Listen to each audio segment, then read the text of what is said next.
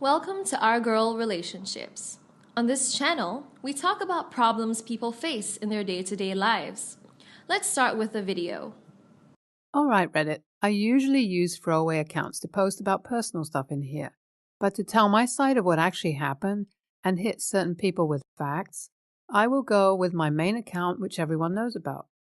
So everything started 3 months back when I lost my job and had to move in with my grandparents till last month.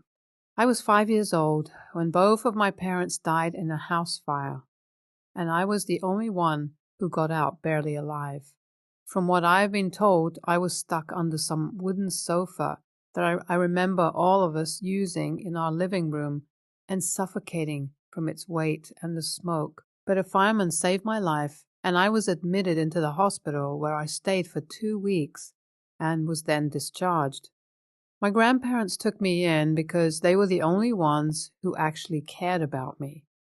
During my teen years, I lost both my grandparents in the span of 2 years. My grandfather passed away when I was in my freshman year, and my grandma just after 1 month of me graduating high school. I had got into a nice college in the next city and used all the inheritance money that I got from my grandparents for tuition, and was as good as broke. I couldn't afford the dorm fees or an apartment, so I went to live with my aunt.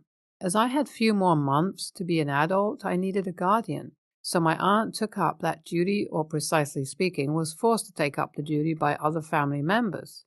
Staying at her house was a disaster. She and my mom never got along.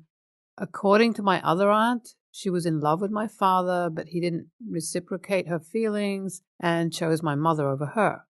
She always blamed my mother for stealing away her true love and happiness and despised her for literally no valid reason. She also had a son that was my age, but he was going to attend a community college, so his feat wasn't as interesting as mine. So his attention-seeking ass felt his ego being bruised and made sure to torment for the whole 1 year that I stayed there. He bullied me, sexual harassed me, and made sure to make my life miserable as much as he could. For instance, getting his female friends to beat me up and torment, destroy my belongings, and the final straw was him destroying my mother's cardigan that the fireman managed to recover from the fire. After that incident, I made up my mind to leave that place, and no matter how hard I had to work to get money, I would leave that place ASAP, and I did. I managed to get a job at Target as a cashier, and not that I enjoyed being one, but it paid enough for me to manage the rent and food. So somehow I made it to graduation, and at the same time my aunt's son, who had dropped out around his sophomore year, started learning business from his dad, who later passed down his business to him.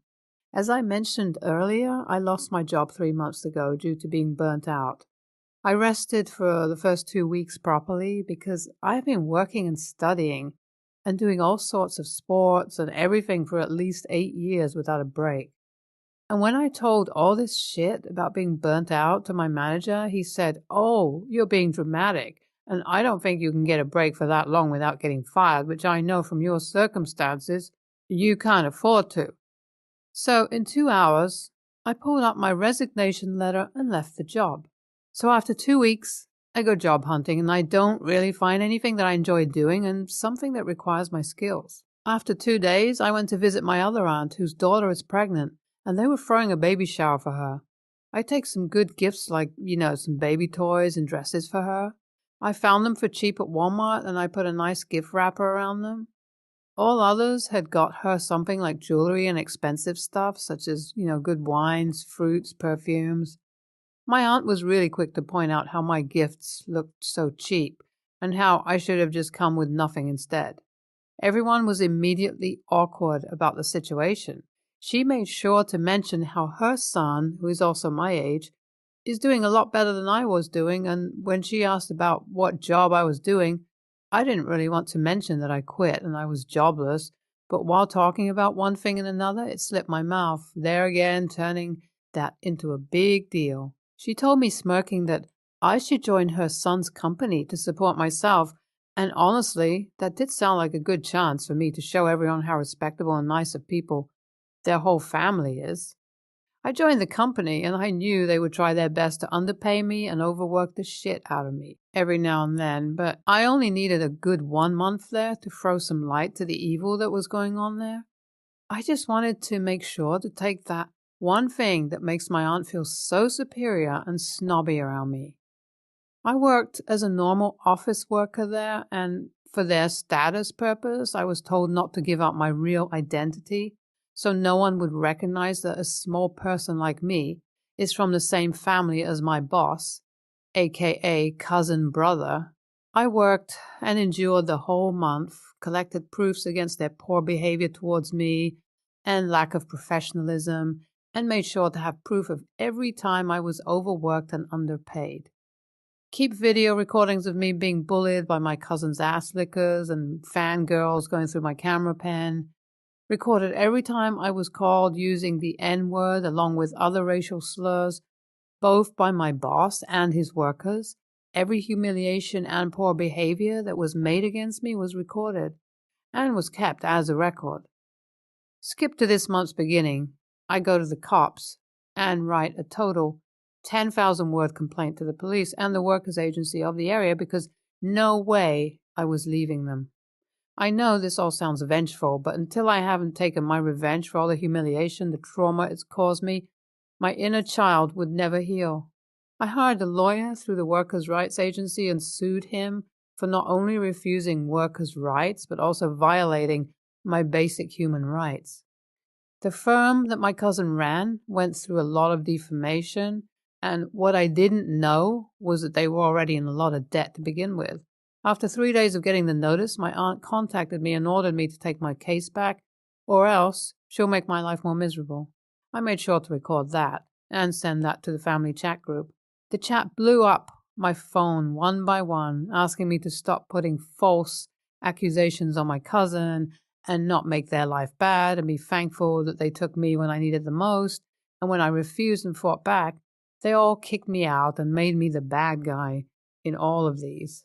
I know I'm telling the truth and will also stand by my truth until I've gotten my justice, and I will not be taking abuse from rich and entitled people regardless of how much I owe them, and I don't really care if they are my very own family. I hope this message is clear to the people in the back who are also part of my own family, and moreover, I would like to inform a specific group of people that I no longer want them in my life, and nor do I care. A month later, a lot of it has improved. I've also pulled the call recording that I had with my aunt as evidence in this trial. And yes, don't worry, I am taking money out of my savings to pay for everything in this trial, and I believe in the law of my country to protect me. The case is really strong from outside, and the verdict will be out in 1 to 2 trials, so everything will be fine. They did reach out to me and try to take my case back, but I'm still firm. They even went as low as offering my lawyer money and bribing him into discontinuing my case. But he stayed unhinged and put the whole of them bribing incident to our favor by turning it into evidence. I have a really good job now, and I just started it a week ago, and I really enjoy it.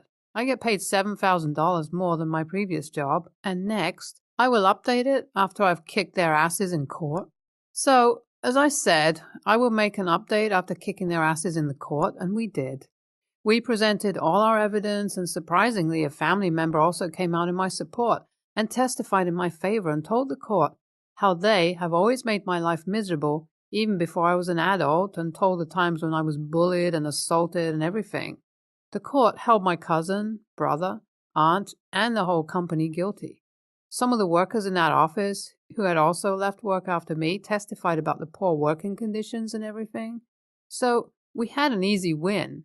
I had sued them for $50,000, which they paid me.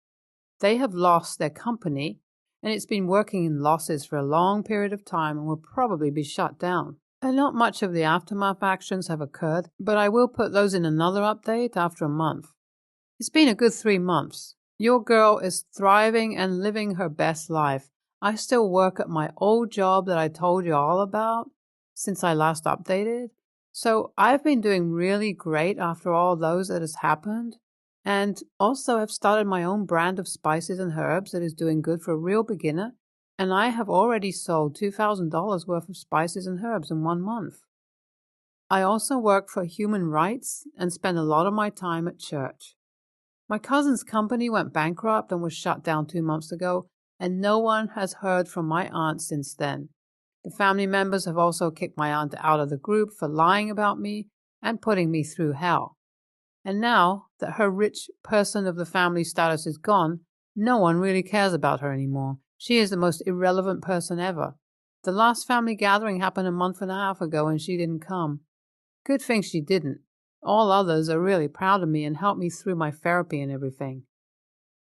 We talk about my grandparents and parents often and discuss a lot of them, about what they did and what they didn't, and just go through the nostalgic train and remember them. That's all, honestly, just slowly building myself from scratch. All good. Laugh out loud. OP, kudos to you for standing up for yourself, girl. Burn them to the ground and destroy them. NTA. I've read about something similar that happened at Amazon to a black man. He was called the N-word, and he sued for $8 million and won. Go girl, get that bag, and yeah, NTA. Next story. Backstory.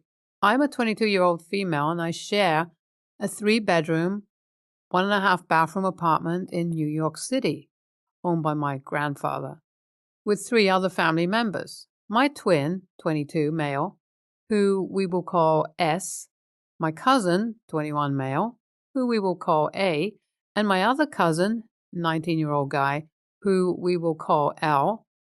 We divided the rent and housework in a way that we agreed on. Since I am in a better financial situation than the 3 of them, I pay APX 55% of the maintenance and utilities for the apartment. Maintenance is $2,000, so I pay $1,100 in maintenance plus all other costs. I also have the master bedroom, largest with best views and half bathroom. I also do 90% of the cooking. Since S and A are really close, they share the second largest room in the apartment, while L gets the smallest, a 9 by 10, to himself. Now, on to the main story. We grew up Jewish. S and I weren't raised as religious as A and L were. For instance, we only kept kosher in our kitchen. S has become more religious since then and will only eat kosher. So A, S, and L all keep pretty strict kosher. When me, A, and S decided to live together, we were 18 and 19 at the time. L moved in a few months ago. They both told me that the kitchen and dining room would need to be kosher in order to live there. I was completely fine with that if I was able to eat non-kosher in my own room with disposable utensils. They told me that they were fine with that if I disposed of it properly and only ate in my room. I only cook kosher meals for us in the kitchen. I will occasionally order non-kosher fast food for takeout and have it in my room. Recently, there was a problem. For the first time, I decided to order fast food to the apartment. When the food came, L opened the door, gave me the food, and then yelled at me for disrespecting his religious beliefs and for making the house non-kosher. A&S said that there was no problem with it if I was going to eat it in my room with my own disposable utensils. L still insisted that I was being unfair. He also went as far as to say that it was unfair that I got the master bedroom because he moved in after everyone else. I then reminded him that I pay the majority of the rent and do almost all of the cooking. He won't talk to me now. AITA here? NTA. As far as I can see, you're adhering to all the terms set by your non-kosher agreement and paying more money to boot. Perhaps it's time to let the 3 of them stay together and get your own studio or rent with friends without these particular customs. I suspect that L doesn't like your sense of freedom from the religious traditions that even your twin has conformed to. Maybe he thought that you would take on a stricter course by now, and he's more annoyed that you aren't? NTA. He had a temper tantrum, did not get his way, and then tried to create a fight by bringing up room space that has probably been bothering him. If he is uncomfortable with what he agreed to when he moved in on how everything works, then discuss your issues with your brother and other cousin, and then he knows what his options are. But if someone decides to ignore me because they are sulking after a temper tantrum they threw when they did not get their way, I definitely would not be cooking for them. Next story. My coworker, Brittany, and I are both 19, and have worked together for 7 months. We're not friends. She's been kind of a jerk to me in the past for no reason. When I first started working there, I didn't have any driver's license. I'd get a ride or take Lyft to work. When she found out I didn't drive, she thought it was hilarious and would make it a point to tell everyone, even new people. Nobody cared. Then she'd say things like, "You have to get driven by your mommy." To this day, I don't get it, but I have my driver's license now. Well, anyway, Brittany's hours were cut a month or so ago. Everyone's were butchered, were cut more than mine. Apparently, when she'd seen the schedule, she had seen that I had more hours. She asked for some of my shifts, but then didn't want them because I'd only give her up weekend shifts. She said I was trying to benefit off her needing hours. She's been telling everyone about her financial problems, that she's going to have a hard time paying rent, buying food, etc. This really isn't out of the ordinary because she overshares a lot about all different stuff. She asked me a few weeks ago if I had $50 so that she could borrow. I said no. A couple of days later, she asked again, and I said no, and she said, "What about 20?" I said that I didn't have it. She said, "Well, you borrowed Stacy money the other day." Stacy is a friend I work with, and she forgot her wallet, so I loaned her $10 for lunch. She paid me back the next day, so that's a lot different. When she said that, I shrugged and said, "I could do that then. I can't now." Ever since then, she keeps asking me for different amounts, like once a week or twice a week, saying that she needs it for rent or something. When I tell her no and to stop asking, she gets more aggressive. She says things like, "What do you have to spend money on? You live at home. It's not like you have to pay rent or bills." Or, "You have 2 jobs. You can afford it. I really need the money." She's asked at least 2 other co-workers. I only know because they were talking about it and asked if she'd ask me for money. They said it's awkward because she won't accept no for an answer. Brittany asked again yesterday, and I said, "Brittany, no. Stop asking me. Seriously, it's annoying." She said, "Well, I'm glad my struggles annoy you. You work 2 jobs and probably could help me out, but you just don't want to. So you're being stingy." I'm just sick of it. I've told her to stop and she won't. I want to report her because she's refusing to stop, and at this point, it's uncomfortable. Sometimes I worry about buying lunch and she confronts me, which I could totally see her doing. WIBTA if I report it to my boss? NTA, she's harassing you and that shouldn't be allowed. You should have probably reported her sooner just for her behavior towards you.